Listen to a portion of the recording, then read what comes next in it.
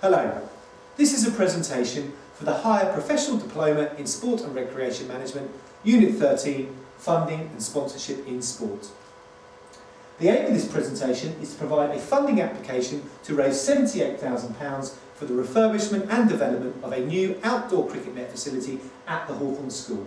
The current net facility is now 27 years old and is in need of refurbishment. Starting off this presentation, it's important to define sponsorship. Palmer 2002 states that sponsorship involves investment in events or causes in order that an organisation can achieve objectives such as increase awareness levels, enhance reputation, etc. Bill 2009 goes on to say that sponsorship is used to drive sales growth and develop strong brand association. There is another definition that really sums up sponsorship fully, and that is by Masterman 2007, which says sport sponsorship is a mutually beneficial arrangement that consists of the provision of resources and funds, goods or services, by an individual or body, the sponsor, to an individual or body, the rights owner, in return for a set of rights that can be used in communications activities for the achievement of objectives for commercial gain. Now let's look at the development of sponsorship over the last 50 years. Going back to 1966 with the introduction of colour television. This certainly increased the worldwide appeal of sport on television and improved the viewing quality. In 1984, the Los Angeles Olympics, and this was the first privately financed Olympic Games, and we will come on to that a little bit later, but the main source of income for this Olympics was provided by sponsors. In 1990, the Broadcasting Act came in. This led to the development of extra TV channels, the fifth terrestrial channel in the UK, which was Channel 5, and also the development of satellite television. This had a huge impact on sport and the viewing of sport nationally and worldwide. And finally, in 2005, came in the cigarette advertising ban. This led to many sports organisations having to find extra sponsorship revenues because they couldn't use their usual sponsorship. A good example of this was Formula One, who relied heavily on tobacco sponsorship. They then had to find sponsorship from other revenue areas. As the development of advertising in sport has progressed through history, so has the commercialisation, globalisation and professionalisation of sport. When talking about the commercialisation of sports, Slack 2004 says, as sports organisations have become more focused on maximising revenue, expenditure on sponsorship and television rights have increased, thus leading to business becoming heavily involved in sporting events. And this really sums up the importance of sponsorship to both businesses by creating a raised profile for the business, as well as the actual sporting event itself, where it's relying on sponsorship money and not just money that's generated through ticket sales. Horn et al. Goes on to say that major sporting events win and hold enormous audiences and become global events. And I think this really strengthens the appeal of sponsorship in sport to global companies because of the global events that sport is now. The Los Angeles Olympics 1984 was an important landmark in the sponsorship and advertising in sports. It was run by Peter Ueberroth and it was a global spectacle. $250 million was raised from the corporate sector for sponsorship of the Games. It was the first privately funded Games, and the use of the Olympic signal was used by many companies in their advertising. This is the first time the Olympic symbol, the rings, was allowed to be used by other companies in their advertising. This association with the Olympics improved the profile of companies. And the Olympics in 1984 came out with a $225 million profit. Quote by Hoyle et al. 2005 says, at the highest level, the IOC, the Olympic Partner Programme, TOP, in 1985 in order to provide companies with exclusive worldwide marketing rights for the Games. And again, this whole idea of the Olympic Partner Programme being set up in 1985, a year after the Olympics, was to improve on the revenues gained from advertising for the Olympic Games, and this was hugely beneficial to the financing of Olympic Games.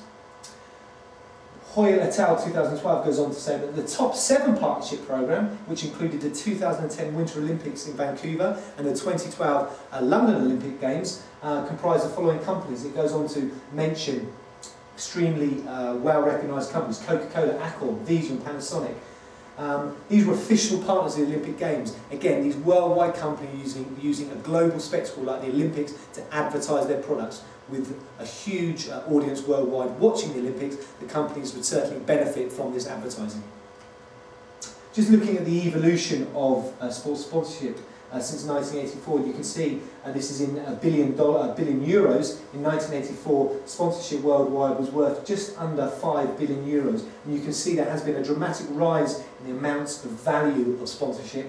Going to 1999, it was just under €25 million was spent by companies on advertising in sports, and that's provided by Largo 2005. I think that really shows the increase in sponsorship over the last 30 years. Impacts of sponsorship. There are positive and negative impacts of all sponsorship.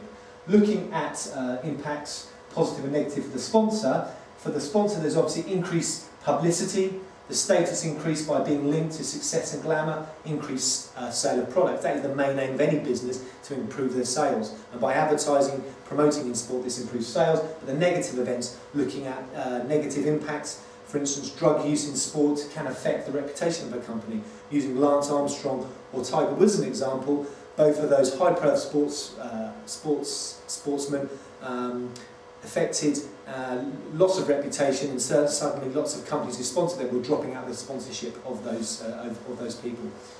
For the performer, the athlete, they get free clothing. There is a lack of need for them to worry about their financial income because they have a sponsorship supporting them, so they can then focus on full-time training, not having to worry about getting a job. But again, the negative impact of this is that the athlete may be tied into a company, may have to attend company events regularly. And then finally, for the sport, the events, the sport doesn't have to rely on ticket sales as their main source of income, and sponsors are providing income to support the events as well. But the negatives are dates, times, clothing may have to change to suit the sponsor. Sources of finance that are available within sports, we have internal and external. Looking at internal, we have customer spending, renewal funds, sale of assets, local authorities, stock holdings, delayed payments and subsidies. And then looking externally, we have Sport England, and there's different funding available through Sport England, looking at examples such as Inspired Facilities, Sports Match. You have national government body grants, sponsorship, donations, community chests, in-kind sponsorship, the NHS and the Football Foundation. So those are examples of the source of finance available within sport. Now let's go on to the actual sponsorship proposal. The Hawthorns School is a co-educational day school based in Surrey, in Bletchingley. We have 524 pupils currently at the school, and it comprises of a vast amount of sporting facilities: the cricket nets, AstroTurf, there is a sports hall, swimming pool, tennis courts, netball courts, the sports centre. The actual proposal, the project proposal, is to fund the replacement of the outdoor cricket nets at the school at a cost of £78,000. The current cricket net facility is now 27 years old and needs refurbishing. The aim to replace the current 6 nets with 8 further nets. The school currently has £39,000 of internal funding available for the project through a capital fund, meaning the need to source an extra £39,000 of funding for the project. The objective: the new facility will provide up-to-date cricket practice areas for all pupils of the school, as well as for the local cricket clubs, including both junior and adult teams. The facility will be used during the school day for the Hawthorns School and will be available for evening and weekend hire for other local clubs. You can see currently the net setup, the 6 bays, and if you look closer you can see there that they are in current need of refurbishment. And this will be a picture, a diagram of what the new nets will look like. Now, budgeting, very important. The total cost of the project, as mentioned, is £78,000. The groundworks will cost £2,500. The construction costs of the actual nets themselves is £75,000, and there is a £5,000 administration budget in there. The total internal funding available is £39,000, with £39,000 of external funding available, which will be needed. The external funding options. Froth. The Friends of the Hawthorns is an organisation, much like a PTA at a school, where they provide funding for school projects that are primarily to benefit the children at the school. £10,000 of finance will be applied to through Froth. Inspired Facilities is a second area of external funding that will be applied for, supported by the National Lottery funding. Through Sport England, grants are available between £20,000 and £150,000, and there is a certain criteria that you have to meet to obtain this funding. They are: is the project needed or wanted by members? Will it really keep existing participants playing sport and attract new people? Have local people been involved in the project's development? Are there plans to keep them involved once the project has been completed? Will sufficient revenue be generated to keep the facility running and well maintained in years to come? We will look to be applying for £25,000 from Inspired Facilities, and the school certainly meets all of these criteria, although one of the rules with sports Inspired Facilities is that the schools that apply funding must match the funding, and there will be the internal funding available from the capital fund from the school that will go towards that, as mentioned. Sponsorship is the third area. We are looking at identifying specific local businesses associated with sport. So these are sports retailers locally who specialise certainly in cricket equipment. A number of letters were sent out to these local businesses. Included this letter was a sponsorship proposal targeting these businesses are certainly linked with the whole idea of cricket, so they would benefit certainly from advertising their company at a cricket net facility. The sponsor will benefit from the following: increased brand awareness. That is the most important part of this sponsorship proposal for the sponsor. Publicity through local papers, physical advertising at the net itself, with over 300 families are currently at the school. These are new potential customers, or some of them already existing customers. 120 children using the facility from local clubs Nutfield and Outwood. Again, this will raise the profile of the company or the sponsor. Advertising the sponsor through the school newsletter, which goes out weekly.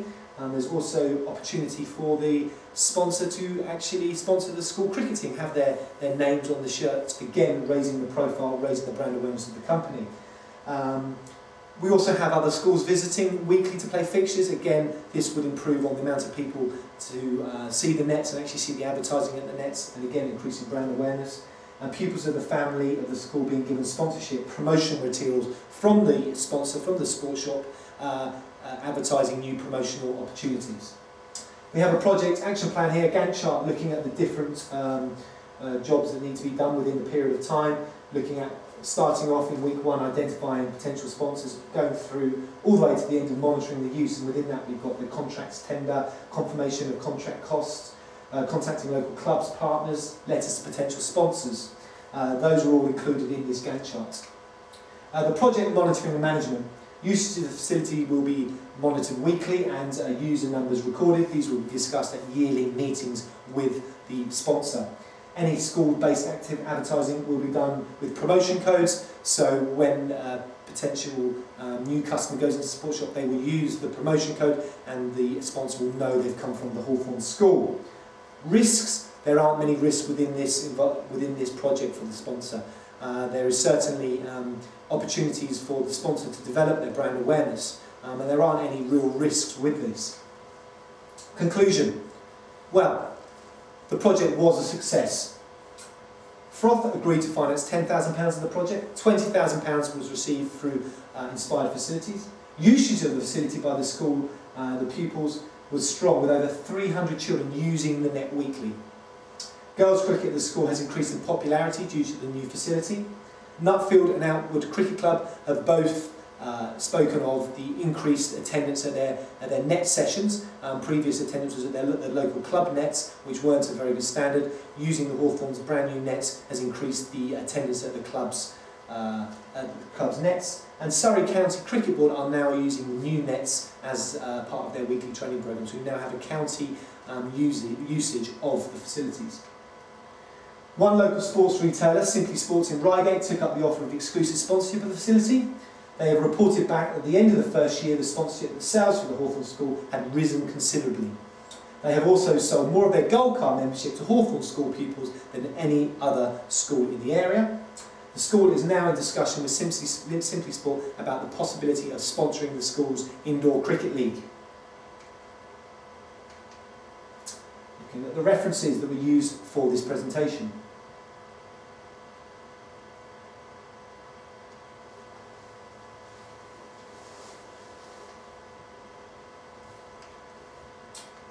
And a copy of the covered letter that went out with the sponsorship proposal. Thank you.